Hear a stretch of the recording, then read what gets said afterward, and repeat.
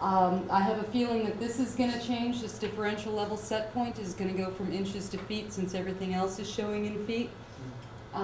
So try and keep in mind that this is not a fully started system yet. Things can change, but they're usually minor changes. So that if that changes over to feet, then you'd be 0.5 feet. So your current set point is 6 inches, half a foot, and that's what you're looking for differential-wise before the bar screen and after the bar screen. And if it comes to where it gets over a 6-inch differential, it's going to bring the bar screen on until it either gets that differential down and expires the timer, or if the timer expires and the differential is still above that set point, it's going to keep running until it can get that differential back down. What's the swing on the set point? It has a deadband, and you can change that deadband to whatever it is that you need it to be. I believe this one's deadband, or most of the deadbands in the place are set to about 0.2 right now. So when we change this over to feet, you could obviously change that deadband so that you can have it come on at 6 inches and go back, or come on at half a foot and go back off at 0.3 or what have you. Okay?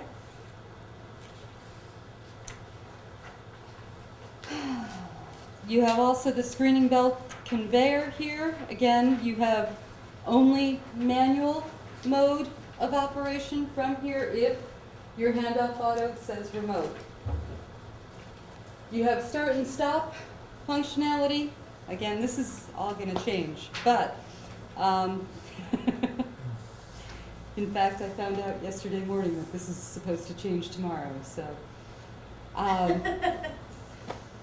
Don't worry. What is going to end up happening here is that when your bar screen comes on, it's going to bring in all the equipment downstream of it in reverse order.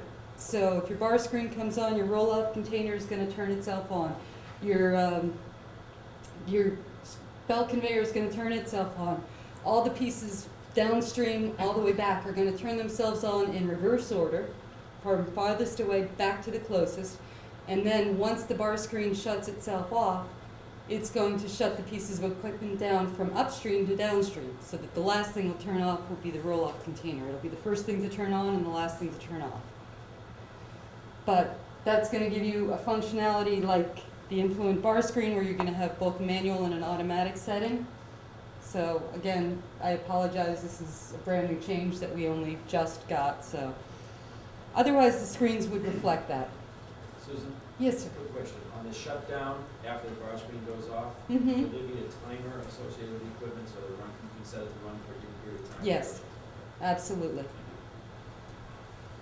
However, the belt screen, or the screening's belt conveyor can only be run if, in remote mode, if the screen wash press is already running. That's why everything has to start from farthest downstream back upstream.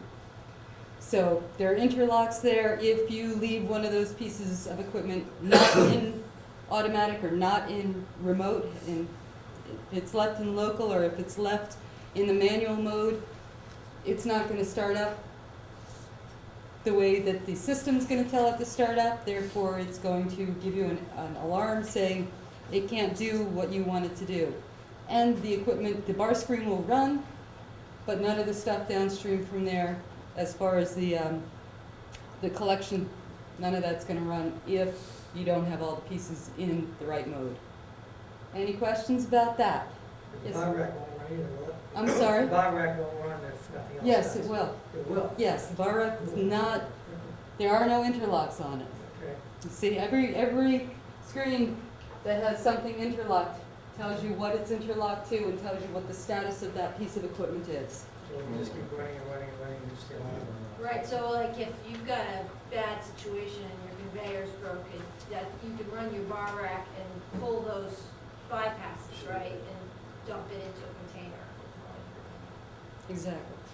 But I think what Paul's trying to ask is, if we have something downstream from the bar X that goes into a lounge, the bar Mhm. X won't run until we acknowledge the problem. No, that's not true. They They'll will continue run. to run? Yes, Yeah, exactly. It'll sit on, the belt won't move and it'll they pile will up. pile up, right. But But At we least will you have won't some flood the built plant. into the alarm on us in the Scada system.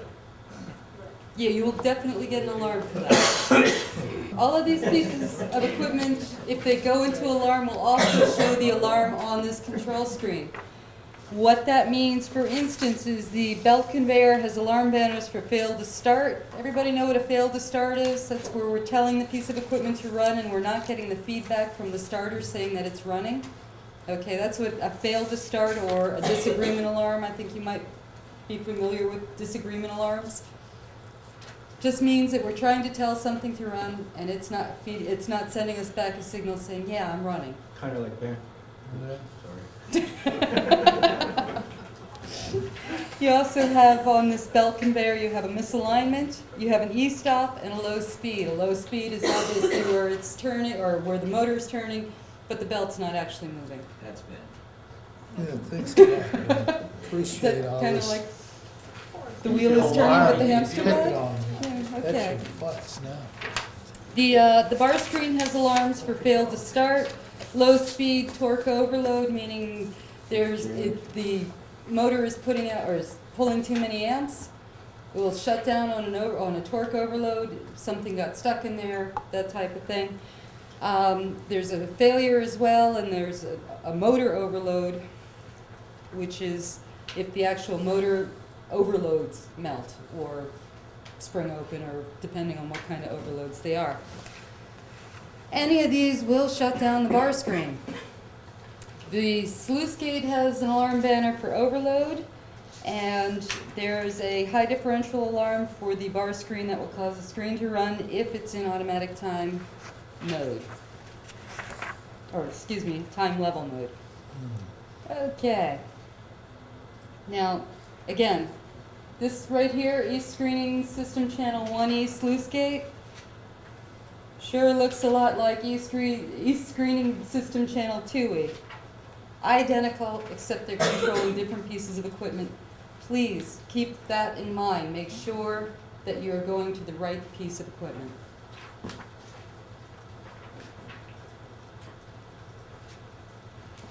All of the pieces of equipment here bring up pretty well identical screens for each channel. So channel 1E has the sluice gate, has the bar screen, has the screenings belt conveyor. Again, screenings belt conveyor, same conveyor, two different screens. Any questions? To navigate the screens, if there's a little button there, that means that you can get to the next part of the plant that you need to get to. So we're going to the wash press area.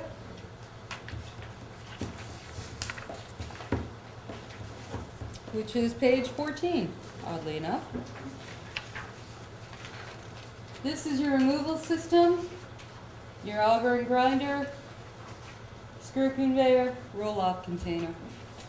Again, in order to turn on your screw conveyor, your roll-off container has to be running. This system right here, the auger and the grinder, they are on a separate control system. I don't even know if I want to say it that way. They have an automatic function where they'll turn on and they'll grind, and then if they get jammed, they'll try and unjam themselves by running forward and reverse. We don't control any of that. Okay, just so everybody is aware of that.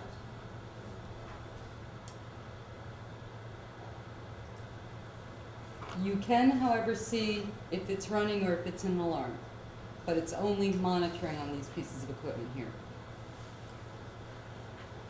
You can see the low speed alarm is up. See how it's flashing? That means that you have a low speed alarm. That's the way all the alarms would look, blinking like that. Again, that same alarm that was showing on the other screen is also showing in the piece of equipment where you're going to control it. On this screen, again, local remote statuses. You have wash press common fault, the screw conveyor low speed e-stop, roll-off container failed to start forward, failed to start reverse, and a high current. And again, the roll-off container behavior is going to change slightly in the next couple of days anyway. So chances are you will not see a fail to start reverse alarm ever, because chances are it's never going to run in reverse. Yeah. Again, you have the green, and if it were blinking red, it would say that it's running. If it's green and solid, that means that it's not running. And we have the control screen for this particular screen, which gives you control over the wash press. You can turn it on, turn it off. It is interlocked. The wash press is interlocked to the screenings washer screw conveyor. The screenings washer screw conveyor is interlocked to the roll-off container and the auger and grinder. The roll-off container has no interlocks. You can run it whenever you'd like to. Nothing else has to be running. Okay? You can run the roll-off container in reverse from this screen, but you really aren't going to want to probably ever from here on out. On the self-leveling roll-off container, you have manual mode and automatic mode. In the automatic mode, you have a run timer. Again, this is all changing. In the automatic mode, what will happen tomorrow afternoon is that if the bar screen comes up and runs, the the roll-off container will turn on and run in the forward direction. Any questions about any of this stuff? Okay, again, pretty similar to any other control screen in the system. You have start and stop buttons. Again, if you're in the manual modes for these pieces of equipment, and again, these pieces of equipment will also have manual automatic mode tomorrow. But in the manual mode, the start and stop functionality is just that. You start it, it's not going to shut itself off unless it hits an alarm or you hit the stop button. Okay? So, okay, grit tanks. This is page 16.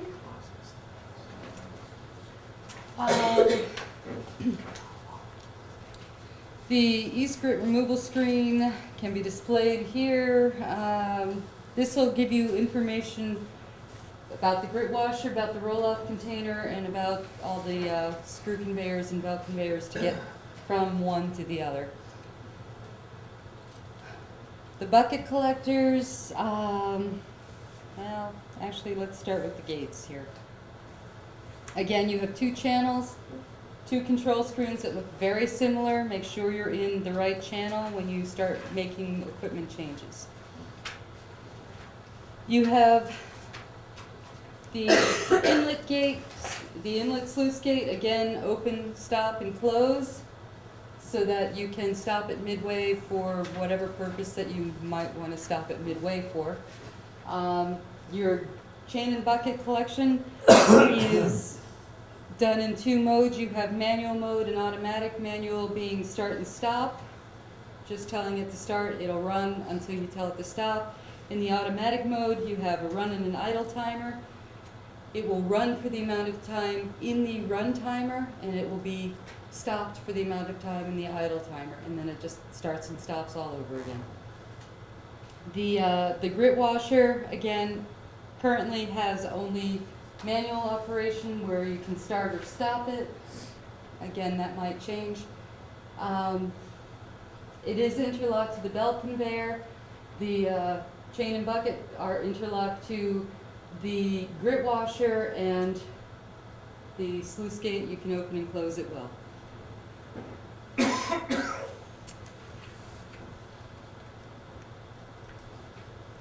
You also, on this screen, have the ability to control your conveyors, your roll-off container right here. Again, your roll-off container is going to change substantially tomorrow or the next day, where it's only going to be running in the forward direction, so the screen will look a little bit different. Your grit belt conveyor, again, you only have start and stop, but you are interlocked to that roll-off conveyor. Do you want me to go through all the different alarms that you can find on these screens, by the way? I mean, up to you guys. I know that you're somewhat familiar with the system. Do you want to know every alarm that's on there? Because they are written through here. If you want, we can go through all the different ones and what they are and what they mean. No. No? Okay. Everybody's good with alarms, huh? You wanna go through one example? We can go through one example. Well, I'm just concerned with the screw feeder myself, I mean. Screw feeder. What are you concerned about? What the alarms are for it? Yeah. Okay. How many would there be Well, on the grit washer you have, let's see. Grit washer has, grit collector and grit washer will both show a failed to start alarm, and so all we have for those are failed to start. That's it? That's it. Yeah, that's it. It says right on the screen if the belt conveyor is stopped or not, and if the belt conveyor were stopped, then that would be an interlock problem when you tried to start it. Correct. And you would get a fail to start? You would not get an alarm for that because that's an interlock issue. It would just, You would just have to note that the belt conveyor was stopped. that's why it says belt conveyor stopped within the same box where the Exactly. start-stop button is, it's telling you it's interlocked? Exactly. That says interlock right below, Yep.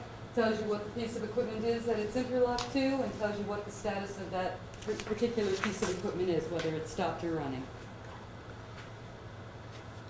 That's like on the primaries, you can't turn on the, what is it, you can't turn on the collectors unless the screw is running? You can't turn on the, You can't turn on the pump unless the screw is running either?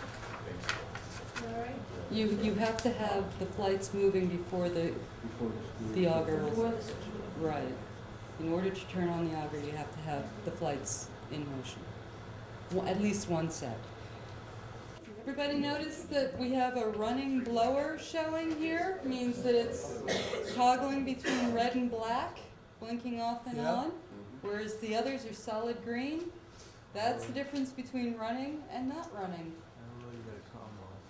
Okay, yeah, we know we have the camera. We're not hooked up to anything here. Of course we have a camera. But